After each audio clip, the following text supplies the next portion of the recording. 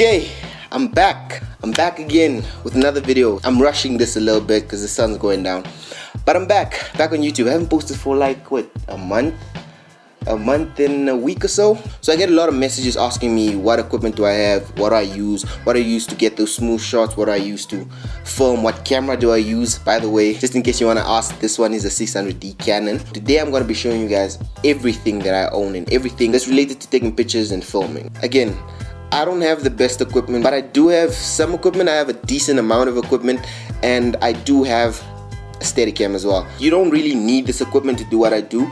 I just use it because it's what I have and what works for me. I only bought a few things that are actually what I want. For now, it's just what I can afford and what works for that price range. Without further ado, let's get into this. Let's start with our extras and our props. A bunch of guns.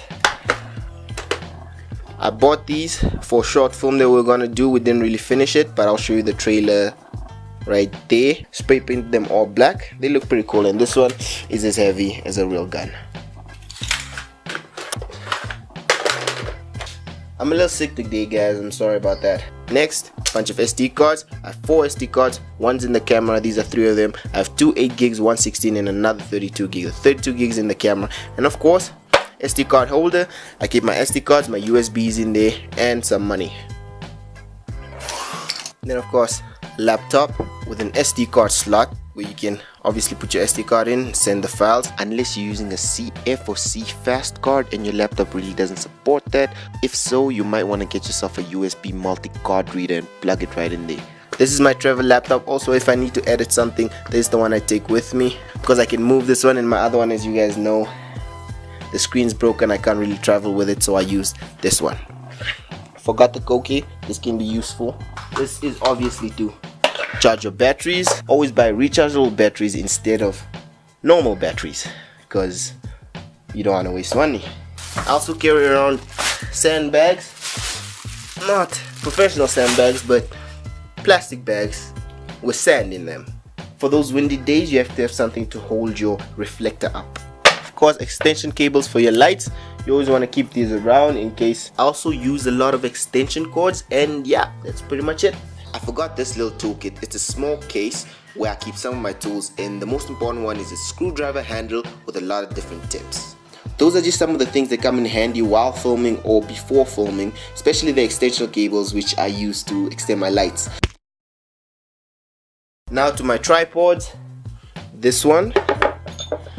This is my DIY one. It's an upgrade from the plastic one, but you just hook it up together like this. I don't know if it works as great as the plastic one, but I really like the plastic one, really light. Okay, there's that. And then there's this one that I always use. I use this for my recorder. It's basically just 4 corners and a long stripe. That's where I put my recorder. Also, I have the big tripod, which I'll show you right now. That one. And then of course my Gorilla Pod hooks up anyway. I'm actually looking to get something else for vlogging, but this one actually works pretty great because you can hook it anywhere. I was thinking of getting another one, the one where you hold it right here. Right here it's like a tripod. Over here it's bendy, and then you put your camera up there, but that one you can't really hook up to anywhere, so this is the good one. But I recommend getting a bigger one because these stuff get loose. They really get loose. See? This is the Steadicam. This is one of my most recent purchases. A camera stabilizer. All the Steadicam, of course. Bought it online from China. So it's one of my best purchases. I believe the Steadicam is one of the best pieces of equipment for filmmakers. This is the Steadicam that you'll get the most bang for your buck. Is that how you say it? The Steadicam is probably one of the most ingenious and useful pieces of equipment ever created for filmmaking, right after the tripod. Fun fact, there are only about 2 or 3 of these puppies in my country, and I own one of them, which is crazy because it's about the same price as a good tripod. You just can't buy it in the country. Next we have our audio equipment. Of course, you know my trusted little device over here. This is my iShree recorder, ICD-SX734. This is from Sony. I've used it for about 3 years now, 3.5 maybe. It's excellent. I love this thing. It has never failed me. Next we have this. This is the receiver. This is the lapel mic. Transmitter is supposed to be, I can't find it right now. This is the first piece of audio gear that I used. This is okay, I guess, but it's not perfect. I really recommend using these two instead of this and its entire system. Unless you're using something really high quality, then I guess it's okay. We have our shotgun mic. This is literally the cheapest shotgun mic I've ever found, anyway. It works pretty well, but really consider getting yourself an extra cord. We tested it in this video right here. You can click down below as well in the description. Next, this right here is my most expensive piece of equipment. Yes, this little thing. Of course, you need something to listen to your recordings. So I have this Sennheiser headphones. From at Sennheiser, you get it with this very nice bag from Sennheiser. These cost me about, I think, $900. Good quality, very good quality. Lasted me about, I think, 2 years. When you're shooting music videos, you need yourself a good speaker. This is a Volcano Bazooka. This is a pretty good Bluetooth speaker, pretty cheap as well. I bought it at Musica, but I'm betting you can buy it online as well. Very cheap. You can buy that. Always travel with one of these when you are making a music video, but I still want to get myself a better one. Next, we're moving on to lighting. When it comes to filmmaking, video and all that, there's a saying that you gotta spend as much money on your audio as your video. For me, it's a little bit different. I spend a lot more on my audio than my video. However, there's one thing missing: lighting. I spend so much money on so many other things besides the camera, it's ridiculous. You really need good lighting. Right now I'm just sitting in front of a window, the light's coming in, so it's pretty easy. And if you're a YouTuber, you could just be using this method and not using any other at all, because this actually works, as you can see. Sometimes I rent lights, sometimes I just use my own, but most of the time I use my own lights. So lighting, let me show you some of the lights that I have. They're just normal lights. You can basically get them at any hardware shop. Yes, you can get this at Game. This is what I use to light up most of my stuff, but the best DIY lighting tip I can give you is use a bed lamp. For my last shoot for a short film, I actually got some lights from Patrick from PDK. He has some great lights, extra bulbs in case any of them break, then I can always use those. I have this is a little gadget. I used it in one of my videos as well to produce light while I was in my car. I put this into my laptop, produces light. Great from gadgets. Can't believe I'm still not done with lights. I have a bed lamp, a desk lamp, and two of these. You put a normal bulb in these and they have a silver lining. It's basic 3-point lighting. One light right there, a fill light over there, and then a backlight right there. This is the setup I got going on right now. One light over here, there we go. One light over here, and then an extra light over here. I've used these lights for almost all my projects. The reflector. This is a very big reflector. I don't even think I want to open it. Okay, I'm going to show you a clip right here from this video. You can go check out the review of that in this video with a mic as well.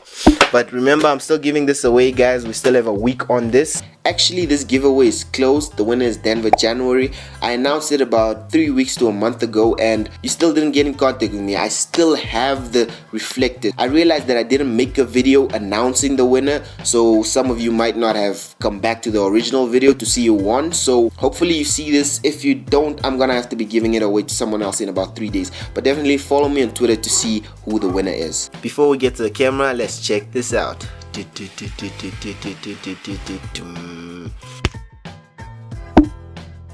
This is a very cheap drone. This is not for quality at all. This was just to buy it so I can use it. I bought this just so I can have a feel for a drone, how it feels to fly a drone, and this one cost me about 1,500. If I buy something, I at least want to use it once before it breaks. And of course, you guessed it, this one broke. You get this. This is the drone itself. You switch it on down here. Not quite sure. Green is the front, red is the front. It's been a while since I flew this. Anyways, these are the propellers. You get 4 extra ones over here. You also get this USB little thing where you put your memory card in there. This is your little camera, 2 megapixels. It's not great.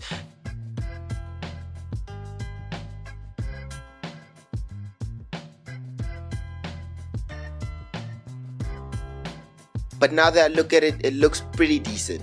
These are little protectors that you can put on the sides, so when you bump around, it doesn't break as bad, but it does still break.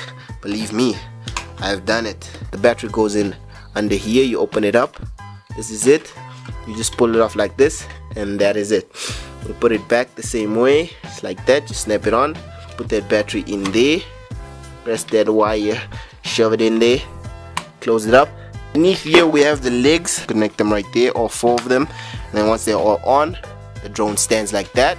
But I haven't flown this in a while because one of the propellers, let me just show you. This little thing turns because of this miniature little thing is really loose, so it doesn't have contact with this, so it doesn't actually turn this. Switch the controller on like this. Lift it up once. That light switches off. Pull it down again. It's steady, and now see that? This one does not move, so it cannot rise properly. It will try, but it really can't. So I'm just playing balance beam here. So finally, the big one, the camera. This one's interesting because everyone's always asking me what type of camera I use, and I don't have a great camera. It's not the best, not even close to the best. If I have to judge it myself, it's pretty bad, except for the contrast and the saturation. It's pretty good in daylight, but during the night or any other time, it's not as great. But it was very cheap. At the time that I bought it for like $2,000 or $1,700 Namibian dollars. It was crazy cheap, so that worked for me, and I still have it till now. So that's the one I use. That's the reason why I use this camera. It's not because it was a choice of mine. If I had known about DSLRs back then, I would have bought one. It's interesting because my friend on YouTube, AJ Kruger, actually recommended a DSLR to me. He saw what cameras I was using for these videos, and he recommended I get myself a DSLR because it's a great investment, and I agree 100%, but I'm working on it. But right now I am shooting on a DSLR. The only thing I really rent a lot is my cameras, because I don't really have that good of a camera. If there's no other option, then I use my own cameras, of course. So now to the big one, the camera. Firstly, I have this one, tiny little camera. Let's zoom that in. Nikon Coolpix L320. I also use the Nikon Coolpix L820, I believe, but they're not the best of cameras, I told you already, but this one works for me. Actually, the upgrade to this doesn't work as well because it has some audio issues, but this little thing, it works perfectly for vlogging. This camera costs about, I don't know. Next, I have, you guys ready to see the biggest camera I have? Boom, this right here. This is the first and only camera that I bought in the shop. This one I bought recently just to charge the battery, because the camera I have, this one right here, is not charging. It does not charge the battery, so I bought this to charge the battery because this thing literally breaks charges. This here is the Samsung WB2200F, not 4. I said 4 in my last video, but it's F. This is Samsung camera. It does not have a removable lens. I actually made another video on this camera the day I actually got it, so how about we watch that video? But be warned, the editing is very bad.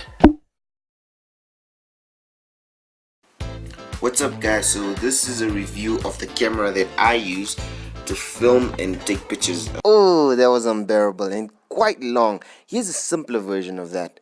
The camera's name is a Samsung WB2200F. In the box, you get a strap, a lens cap, a charger, a battery, and a manual. The camera is kind of heavy because there's a dual grip. It has a couple of pro settings like programmable, shutter priority, aperture priority, and full manual. I think the most impressive part about this camera is the lens. It has 60 times optical zoom, which basically means you can spy on people with this camera. The zoom is incredible and surprisingly not that hard to handle while zoomed in fully. But the reason I bought the camera was for video, and the video is surprisingly good and looks really great when you're filming in the sun.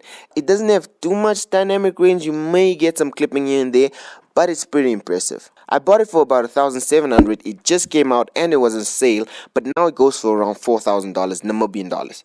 And also on my arm is a gear watch. The camera goes up to 360 FPS, but it really looks very bad. It's not the type of slow-mo you really want. But when you really need it, it will give you that.